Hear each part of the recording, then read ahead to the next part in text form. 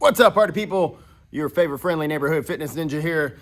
Listen, I'm filming this on day 73 of 75 hard for the first 66 days, 65, 66, somewhere in there. I had documented pretty much everything about this process, giving you a video in the morning, a video in the evening, my food, my workouts and all that. And then my wife and I moved, not far, but you know, if you've ever moved, you know what an insane undertaking it is. There's always 1,000 more things to do than you think there's gonna be. And even though, like, we hired movers because, you know, gone are the days of paying our friends in pizza and beer to help us move, because nobody wants to fucking move a couch up and down some stairs for pizza and beer. Nobody.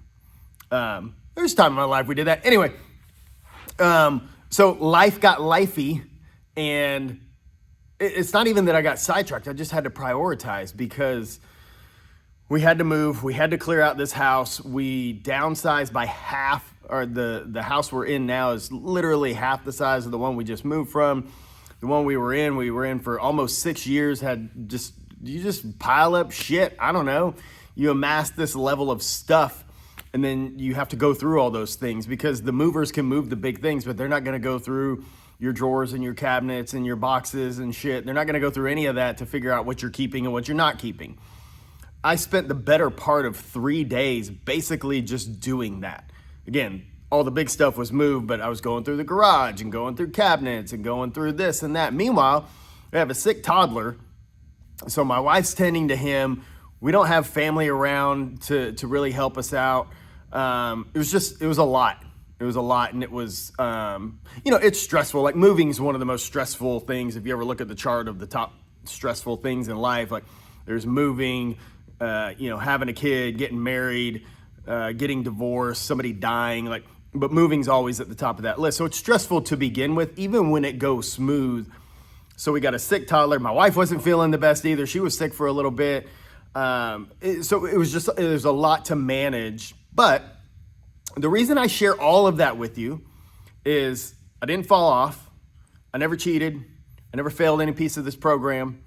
And there's a couple of big takeaways that I want to share with that, because 75 hard, I love the 75-day time frame, because there's no 75 days in your life where something's not happening. Whether, you foresee it happening or not. There's holidays, there's birthdays, there's anniversaries, there's events, there's unforeseen circumstances.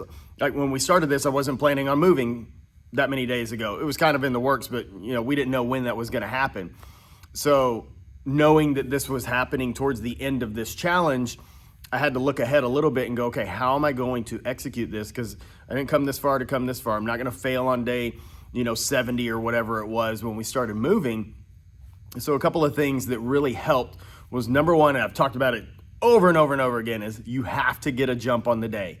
Like, if you are going to execute 75 hard, you have to get up early and get some shit done. You don't have to get all of it done, but the days that we were moving, going back and forth between two houses and everything, I still got up early. I got to my gym. I got my first workout in. I got my reading done. I got my picture done. Usually left the building with half a gallon of water drank. So mentally, I got ahead, which always feels good. Physically, I was ahead because I was already checking off things off the list. And then it was really managing some of the other things.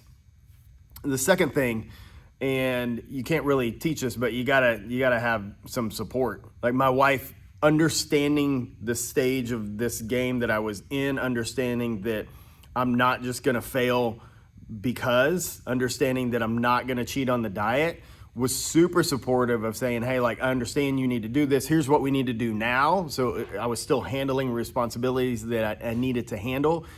But, and again, she didn't give me permission, but, allowing me the time to go out and do my second workout, which a couple of nights was just really, really late after, she was already in bed or whatever. Obviously super helpful. And then on the food side, I prep as much as I could. But when you're moving, you're trying to limit the amount of stuff you have in the house as much as possible. I made sure I had protein powder, protein drinks, protein snacks on hand.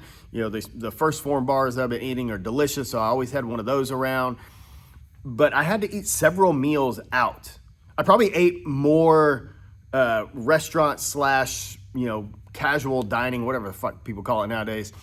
I probably ate more of that in those 3 days than I had the entire time. But because I know it serves me well, I know the plan I've been on, I know I need high protein, and then I can figure out the rest, it actually made it really easy to just go find food. Because there's a lot of stuff that was just off limits. I didn't even entertain going to a place that serves burger and fries, or going to a place that serves fried chicken, or going to pizza or whatever. Like, none of that's on the plan. So that literally eliminated a whole category of decisions that I didn't have to choose from, which is awesome when you're trying to stay consistent. So I had salads. There's a place down the street that sells these platters of meat, and you get to pick your sides. So I had gyro meat and potatoes and eggplant, stuff like that. I can always eat eggs, so my breakfasts were prepped. But if I needed to go, I go to Rosa's and get a breakfast bowl with bacon, egg, and cheese and potatoes or whatever.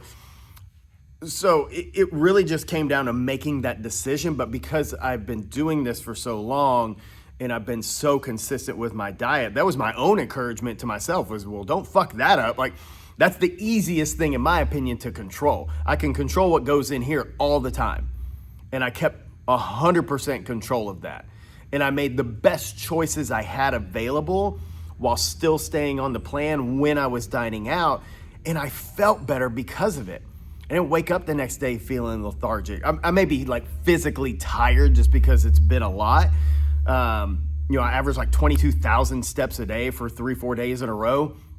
But I felt good because I continued to feed myself the right things, which I believe, and there's probably some research to this, actually allow me to handle the stress better and not get overwhelmed and not get just overly stressed about the situation and overly worried about things and how am I going to get this in and how am I going to get that in. But it's a great feeling to know when you can execute when life is happening. It's really easy. I'm going to say it's easy. It's simple. It's really simple to do this when you're in your routine. When you're waking up at the same time, when the same thing's happening, when you go to work at the same time, you get off at the same time, the schedule's the same. Like, it's really easy to figure out how to get all these things in. But once you throw any type of wrench into this, it doesn't work the same. So you have to understand that's going to happen. You're going to have things that come up in your life that will derail you, and you have choices. And that's when you have to tap into that every next decision is a choice I get to make. Will I get up and go work out, or will I hit the snooze button and worry about it later and cause a bigger problem? Will I put the weight vest on and go get my second workout in, or will I say, fuck it, I'm really tired, I deserve a day off? Will I make the right nutrition choice now so later on I feel good, or will I make the emotional choice because I'm craving a cheeseburger, I just want a piece of cake or ice cream or whatever? Will I do that and then feel like shit? Or will I just say, hey, you know what? I committed to doing something. I'm staying true to my word, and I'm going to stick with it, and that's what I'm going to do. It's truly all about the next decision. It's always about the next decision. And you have to learn over time in every aspect of life, not just 75, literally in everything you do. The more you keep domain over that, the more you keep control over that, the better your life becomes, because you know that you're making decisions that are aligned with the goals and objectives that you have in your life. So I'll start posting the recaps again, for the 10 of you that watch these things.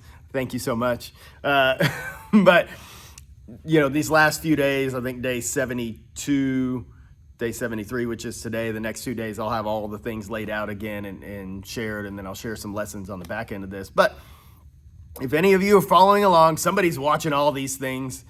That's what's been going on. So I'm super excited I don't want to say be done with it, but I'm super excited to complete this round again, to gain some clarity on some things I'll share later, to gain more consistency with certain things that not only have helped me, but will allow me to help coach other people in a more effective, powerful manner, where we're taking this thing called 75 hard, where so many people are like, oh my gosh, it's so much.